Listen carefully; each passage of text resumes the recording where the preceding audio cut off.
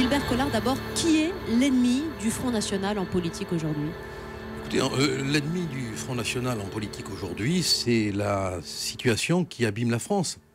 Ce sont nos plus de 2000 milliards d'euros de dette, c'est notre déficit, c'est la menace du terrorisme islamique qui représente un dévoiement complet de la religion, c'est l'insécurité qui est partout, c'est l'abandon aussi de notre histoire dont nous avons besoin pour avoir un lien commun.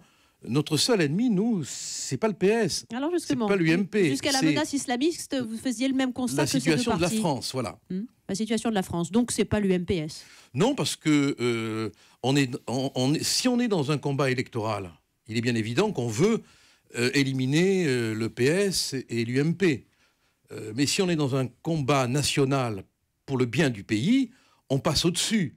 Ce que j'arrive pas à comprendre, moi, c'est qu'un Premier ministre qui devrait avoir quand même d'autres chats à fouetter que le chat du Front National se préoccupe d'aller un peu partout en France pour faire de la propagande. Il a peur, Manuel Valls. Oui, mais qui prennent du Tranxène, qui prennent du tilleul, qui, je sais pas, moi, il pourrait faire de la relaxation. Je crois qu'il a peur de lui-même.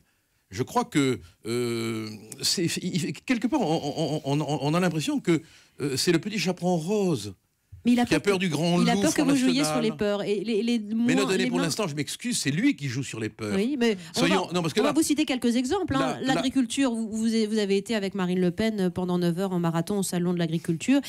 Finalement, les agriculteurs ne veulent pas sortir de l'Europe. La PAC leur permet aujourd'hui de survivre. Mais qu'est-ce que vous allez leur dire? De toute manière, sur l'Europe, je crois que les choses sont simples, et Marine Le Pen l'a toujours dit, il y aura un référendum sur cette question.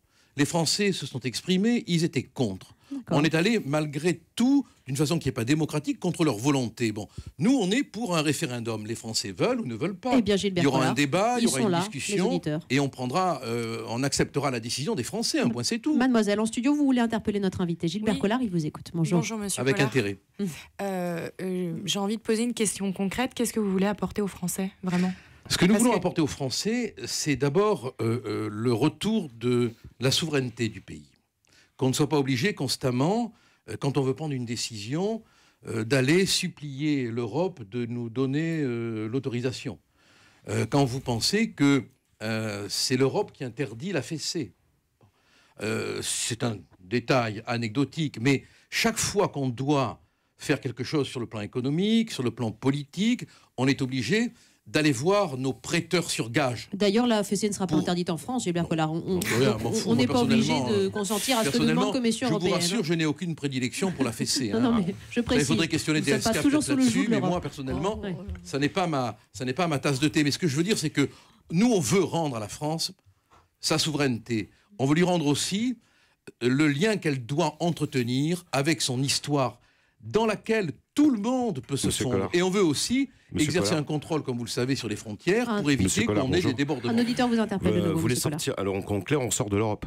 On devient les petits Gaulois avec entourés partout. Et voilà, parce qu'avant, on était des petits cons. Non, je suis pas d'accord. Eh ben voilà, c'est pas d'accord. Mais on revient à la France d'avant 1950. On est quand même maintenant européens. L'Europe, c'est quand même important si on veut vraiment être compétitif par rapport aux États-Unis, par rapport à la Chine et tout ça. Oui, la seule chose dont vous ne vous rendez pas compte, monsieur, et je comprends votre point de vue, il est... là, je vous ai apporté une liste, mais c'est mon truc favori, c'est la liste des 180 économistes qui prônent la sortie de l'Europe. Je vous invite à lire. Ça vaut le coup, parce qu'il n'y a quand même pas 180 économistes qui sont des imbéciles. Donc vous passez au pouvoir, vous faites quoi concrètement Mais tout de suite. concrètement, la première chose qu'on fait, parce que nous, on veut donner la parole au peuple. On veut que le peuple s'exprime. On fait un référendum. Vous voulez ou vous ne voulez pas. On en débat, on essaye d'en débattre dans un langage clair. On explique qu'on veut que nos banques puissent nous prêter à nous-mêmes et qu'on ne soit pas obligé de passer par des banques étrangères pour avoir des prêts. Donc on revient à un système qui nous permet quand même d'avoir une négociation directe. Regardez ce qui s'est passé en Grèce.